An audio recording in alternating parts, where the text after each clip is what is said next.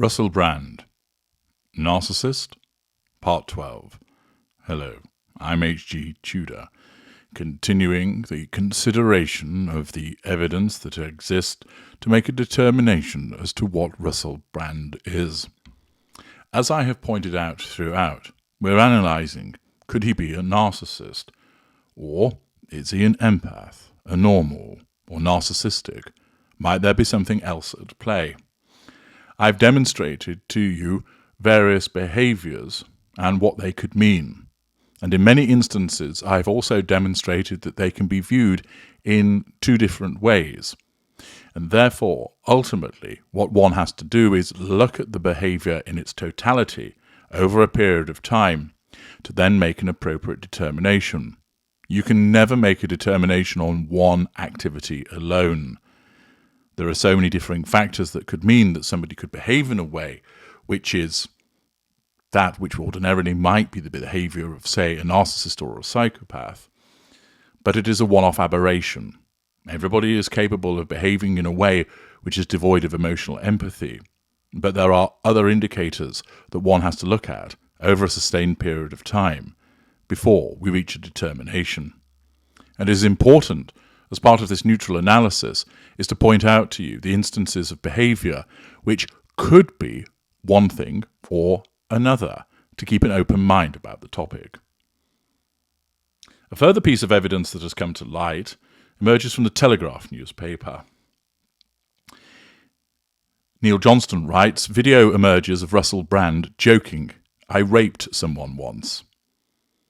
Russell Brand joked about raping a woman during a show broadcast online, it emerged. In a now-deleted video on YouTube, Brand was interviewed by fellow comic Richard Herring, where he joked he had once assaulted a woman. Brand, of course, is facing allegations of rape, sexual abuse, coercive control and assault by women in the United Kingdom and United States between 2006 and 2013, when he was at the height of his fame. Again, it's worth repeating, all he faces at the moment are allegations.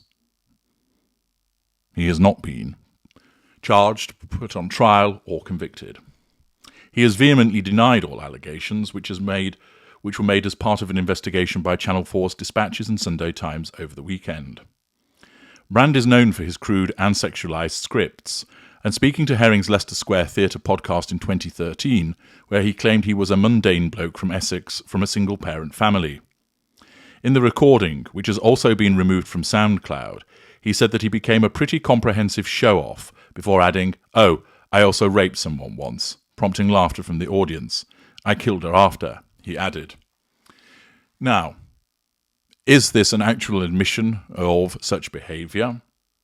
Or is it simply something that Russell Brand feels that it is appropriate to joke about?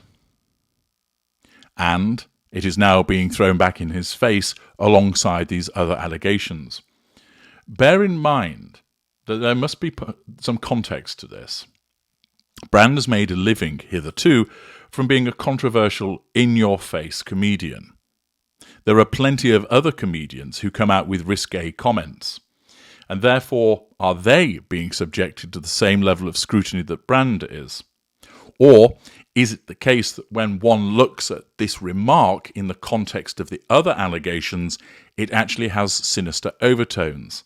For example, there are other comedians who may make particularly provocative remarks and what might be regarded as sick humour, but there's no suggestion that they have ever abused anybody, and therefore it is seen purely in the context of comedy. Is this simply comedy on the part of Brand, or does it take on a more sinister overtone as a consequence of the other allegations? In the same video, he also laughed about the ancient Greeks having sex with children while creating mathematics. They didn't mind it, did they, he joked. They were clever, weren't they? The former radio host then made crude gestures, mimicking having sex, before telling the audience, "I've done another triangle. I'm fucking a little kid. This is great. Fuck the kid with the triangle. No, that's too much."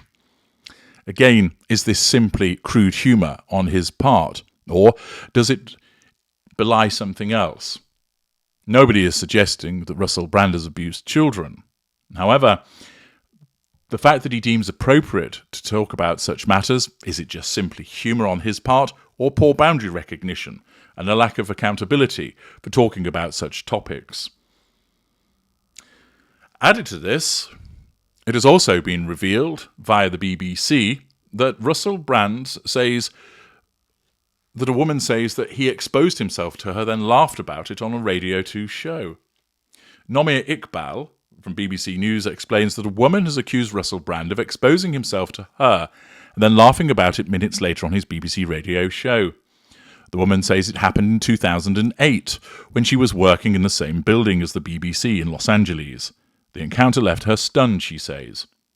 Minutes later, he was recorded laughing with his co-presenter who said Brand showed his willy to a lady. Brand has not yet commented on the latest allegation. His co-presenter, Matt Morgan, told the BBC he was not aware until now of the nature of this encounter. It is the first time that Brand has been accused of sexual misconduct and then heard discussing it.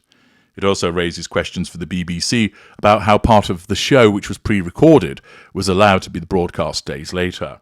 The BBC has plenty of questions that it needs to answer, but that's for another topic. In a statement, the BBC said it was sorry to hear the allegations and would investigate them as part of a review into Brand's time at the BBC.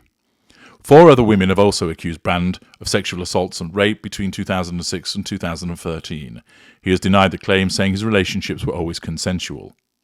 The woman, who we are calling Olivia, worked for a media company in the same building as the BBC's Los Angeles office.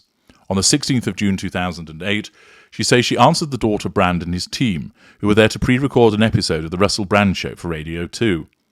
She then went to the bathroom to get some sinus medication, walking past the radio studio. While squatting to look through the medicine cabinet, she says she felt somebody behind her. She turned around to face a man's crotch. I was startled and got up, and I realised it was the man that I'd let in, Russell. In the conversation that followed, she recalls him saying, "Oh, I think you're a bit all right. I think you're a bit of all right."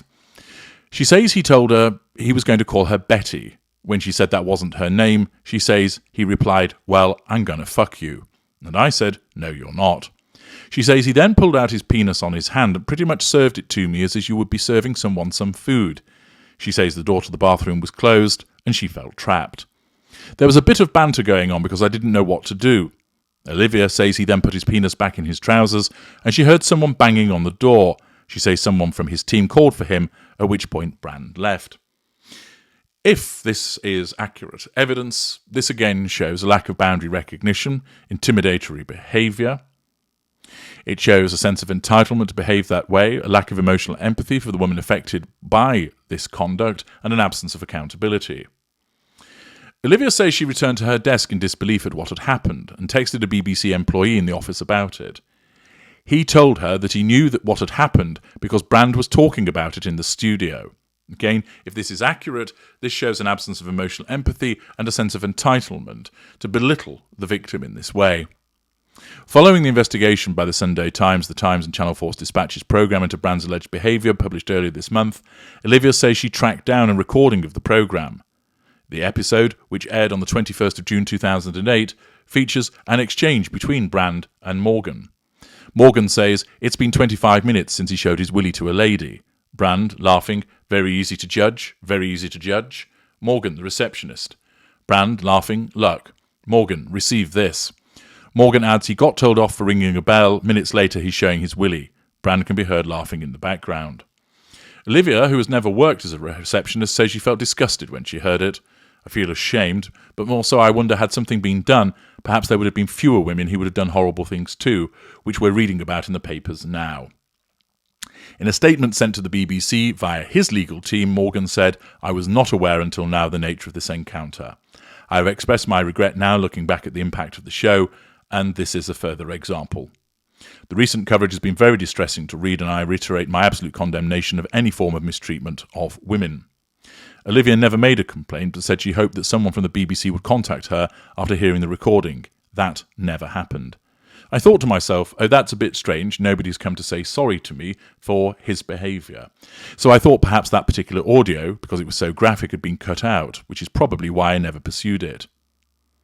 She says she thought people wouldn't take her seriously. I'm blonde, accented. She says she also worried about the potential impact on her and her family if she'd raised it officially. Had I known the audio existed, I probably would have done something, as the incident would have been corroborated, she says. When she told BBC staff about the story over the years, they would laugh it off. She says, "We all did. It was shock and like, what, did this really happen?" In 2019, BBC management was informed about the incident by a BBC staff member who had spoken to Olivia. She says nobody from BBC management approached her directly about the incident and no formal action was taken. Again, if this is accurate, this shows behaviour that exhibits a sense of entitlement, an absence of emotional empathy, a lack of accountability for the behaviours, a crude manipulation, and includes belittlement also. Two further instances which might support various narcissistic indicators with regard to the behaviour of Russell Brand. We're now entering the final straight. In the next stage, we're going to address the issues of diagnoses that Russell Brand has had with regard to ADHD, bipolar, and depression, to see the legitimacy of the same and what impact that may have had on his behaviour. Join me for that in part 13.